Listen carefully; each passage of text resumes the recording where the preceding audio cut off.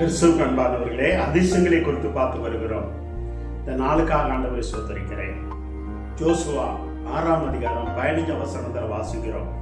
Israel ஜனங்கள் எரிகோ பட்டணத்தை கானானுக்குள்ளே போகணும், அதுக்கு தடையாய் இருக்கிறது எரிகோ பட்டணம்.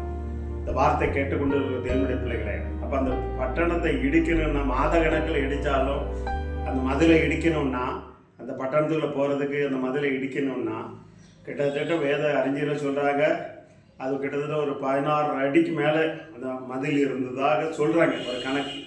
தேவ பிள்ளைகளே, ஆனால் அதை இடிக்கணும்னா மாத கணக்கில் போதாது தேவ பிள்ளைகளே. ஆனால் ஆண்டவர் அங்கே என்ன சொல்கிறாருன்னா, எரிகோவை சுற்றி துதிங்கள் ஆர்ப்பரிங்கள் என்று சொல்கிறார். ஒரு நாள் 2 நாள் 7வது நாளிலே இந்த 15ஆம் வசனம் சொல்கிறது, 7வது நாளில் 7 நேரம் சுற்றி தேவனை துதித்து ஆர்ப்பரித்தார்கள். இந்த வார்த்தை கேட்டுக்கொண்டு தேவனுடைய பிள்ளைகள், அந்த துதிக்கிற வேலையில எரிகோ பட்டணம் அப்படி அந்த அந்த மதில்கள் அப்படி சுவர்கள்லாம் இடிந்து விழுந்தது. அந்த பட்டணத்துல பிரவேசித்த பட்டணத்தை சுதந்திரித்து கொண்டார்கள் கானானை என்று சொல்லி வேதத்தில் பார்க்கிறோம். இந்த வார்த்தை கேட்டுக்கொண்டிருக்கிற தேவனுடைய பிள்ளைகளே, நீ மாம்சத்துல என்னதான் போராடுனா ஜெயிக்க அதிசயங்கள் நடக்காது. மாம்சத்துல போராடி ஜெயம் எடுக்கவே முடியாது. தேவ பிள்ளைகளே பாருங்க, ஒரு வேத வார்த்தை உண்டு. என் ஆண்டவர் சொல்கிறார், நீ தேவனுடைய மனுஷனோடு போராடி ஜெயமெடுத்தாயே என்று சொல்லி. அப்போ தேவனோடு கூட போராடுறான் ஜபத்தில். தேவ பிள்ளைகளே, இங்கே பாருங்க, மாம்சத்தில் அந்த மதிலை இடிச்சுன்னா நீ காணவனுக்குள்ள பிரவேசிக்க முடியாது. இந்த வார்த்தை கேட்டுக்கொண்டு அநேகர் மாம்சத்தில் போராடி தேவ பிள்ளைகளே இந்த காணவனுக்குள் ஆசீர்வாதத்தை பெறவிடாதபடி இருக்கிறாங்க. நீ துதிக்கணும், கர்த்தரை துதிக்க எடுக்கணும். சில பேருக்கு துதிக்கனாலே வாய் வராது, அப்படின்னே இருந்துட்டு இருப்பான். துதி வாயை விரிவாத்தர நன்மை. நீ துதி எடுத்தால் சாத்தான் ஓடுவா. நீ துதிக்க துதிக்க தேவ பிள்ளையை எரிகோ பட்டணம் எல்லாம் அந்த இனமானாச்சு மதில் எல்லாம் தவிடுபடியானது. தேவ பிள்ளைங்க இன்னைக்கு அநேகர் ஆசீர்வாதத்தை பெறதுக்கு ரொம்ப கஷ்டப்படுறாங்க. தேவ பிள்ளைகளே, நான் என்ன அந்த மாம்ச ரீதியாக என்னென்ன உண்டோ இதோ என்ன பண்றாங்க, மாம்சத்துல யுத்தம் பண்ணுகிறாங்க. தேவ பிள்ளைகளே, யுத்தம் கர்த்தரையுடையது. ஆனா நீ செய்ய வேண்டியது காரியம் என்ன? துதிக்கணும். அந்தி சந்தி மத்தியான வேலையில் ஆண்டவரை துதித்தணும். என்னென்ன காரணம் பெற முடியாதபடி அந்த கானான்கள் ஆசீர்வாதம் அந்த மதிலை இடிக்க முடியாது.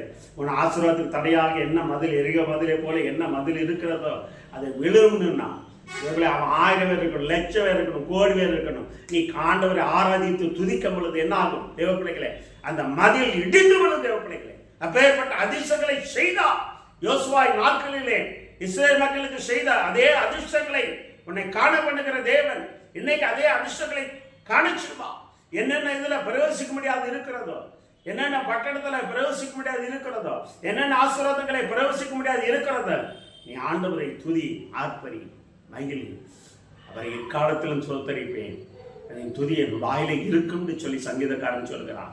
சங்கீதக்காரனை படிங்க, அவர் எப்படியே துதிக்க துதிக்க கிருபை பெருகும். எப்படி இந்த எருக மதில் தவிடுபடி ஆச்சோ துதினாலே. எவ்வளோ பிள்ளைங்க அதை விட்டுட்டு பாருங்க, மாச கணக்கில் இடிக்கணும்னு நினச்சிருந்தாங்க. அந்த மதில மாத கணக்கில் இடிக்கணும். ஆனால் பாருங்க, 7 நாளில் அந்த மதில் தானாக விழுந்தது. இதான் ரகசியம். இந்த வார்த்தை கேட்டுக்கொண்டு இருக்கிற சகோதரனை சகோதரிய தாயை தவப்பட்டேன். தேவ பிள்ளைங்க, நீ ஆண்டவரை ஒழுங்கா ஆராதித்தா எருகோ மதில் எல்லாம் தவிடுபடியாகும். நீ ஆர்ப்பரித்து ஆவியோடு உண்மையோடு தேவனை ஆராதித்து அவன் வாழ்க்கையில் அதிர்ஷ்டம் உண்டாகும். எந்தெந்த மதிலெல்லாம் பிரவேசிக்க முடியாது இருக்கிற என்னென்ன ஆசீர்வாதம் தடையா இருக்கிற எல்லா தடைகளும் எல்லா மதிலும் தேவன் அதமாக்கப்படுவான். ஆர்ப்பரிப்போம் பாட்டு படிச்சா போதாது. தெய்வ பிள்ளைகளை வெறும் பாட்டோடு இருக்கிறார். அதிகாலையில் ஆண்டவரை சோத்தரித்து ஆர்ப்பரி, துதித்து ஆர்ப்பரி, ஆவியோடு ஆர்ப்பரி, உண்மையோடு ஆர்ப்பரி. தெய்வ பிள்ளைகளே, அப்படி செய்யும் பொழுது எந்த ஆசீர்வாதங்கள் எனக்கு தடையாக இருக்கிறதோ அந்த தடைகள் மதில் எல்லாம் ஆண்டவர் இன்னைக்கு சுக்கு சுக்காக இடித்து போறாங்க. சில நேரங்களில் மாம்சத்தில் நீ என்னெல்லாம முயற்சி பண்ணி இருந்திருக்கலாம். இதை மட்டும் செய்ய ஆண்டவரே சோத்தரித்து துதித்துப்பா. இஸ்ரேல் ஜனங்கள் ஜோசுவாவும் துதித்து ஆர்ப்பரித்தாங்க. ஒரு நாள் இல்லை, 2 நாள் இல்லை, 7வது நாள் 7 நேரம் துதித்து ஆர்ப்பரித்தார்கள். மதில் தானாக விழுந்தது. அதே போல உனக்கு எதிராக இருக்கிற எல்லா பிரச்சனையும் மதிலை போல இருக்கிற எல்லாம் தானாகவே எல்லாம் அகன்று விடும், எல்லாம் இடிந்து விடும் தேவ பிள்ளைகள். அப்பேற்பட்ட அதிர்ஷ்டங்களை இன்னைக்கு தேவன் செய்கிற தேவனாக இருக்கிறார். எத்தனை பேர் விசுவாசிக்கிறீங்க? கண்களை மூடி ஜெபம் செய்யுங்க. ஆண்டவரே, சில ஜனங்கள் அப்பா உம்மை ஆராதித்தார்கள், ஆர்ப்பரித்தார்கள், துதி அந்த எரிகோ மதில் எல்லாம் தவிட்டபடி ஆனது. இன்னைக்கு உம்மை ஆராதிக்கிறேன், துதிக்கிறேன். எரிகோ மதிலை போல என்னென்ன ஆசீர்வாதங்களை பெற விடாதபடி தடையா இருக்கிறதோ எல்லா தடைகளும் எடுத்து இயேசுவே நாமத்தால இந்த மதிலெல்லாம் எடுத்து போட்டு சொல்கிறான். உங்களுடைய கரத்தில் ஒப்பு கொடுக்குறேன். பலிகரத்தை ஆசீர்வதி இயேசுவின் நாமத்தாலே. ஆமென், ஆமென், ஆமென், ஆமென். God bless you. கலங்காதீர்கள். கர்த்தர் பெரிய காரியங்களை செய்வார், அதிசயங்களை செய்வார். ஆர்ப்பரிங்கள், கர்த்தரை துதிங்கள், அவருடைய நாமத்தை பிரசாப்படுத்துங்கள். ஆமென், ஆமென்.